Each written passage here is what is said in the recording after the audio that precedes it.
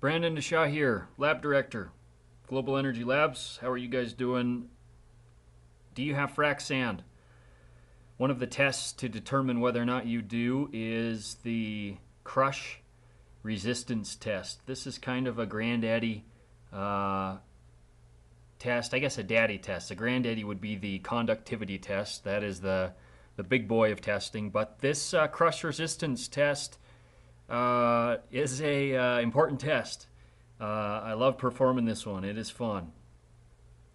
Big picture, what we're doing is we're taking a small amount of the sieved down sand that you have. So let's say we're testing sand in the 30-50 size range. We use sand from that size, and we load up this test cell, which is basically you could almost picture it as a piston with two pieces. One is the receiver piece, and you load the sand into there, and then the piston is a separate piece that fits very tightly into that cylinder, and then you crush that piston piece down onto or into the receiver bowl part onto the sand, and you bring that up to a certain pressure. Depending on what size you have, there's recommended pressures in the American Petroleum Institute standard.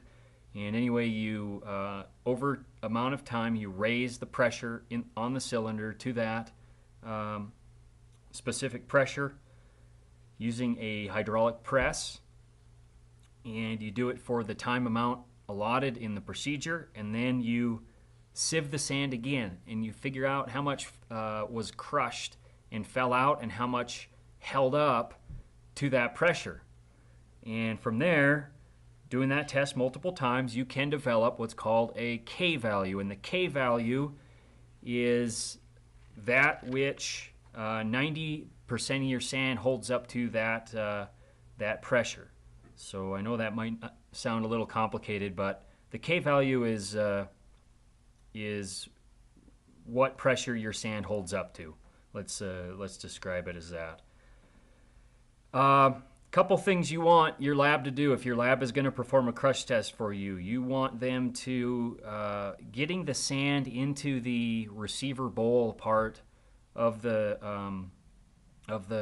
cylinder is important to get that spread evenly. What's recommended is using, I guess what we do to make sure that we get a level surface is we use what's called a pluviator, and it basically lets the sand rain down into the cylinder.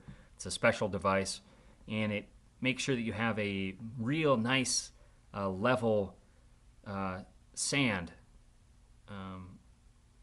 And what that does is just ensure the accuracy, and you want to make sure that the lab is a quiet, sterile environment while you're doing it to prevent distractions and any other shaking, I guess, of the ground that could flaw the results. You just want good laboratory practices again during this crush test.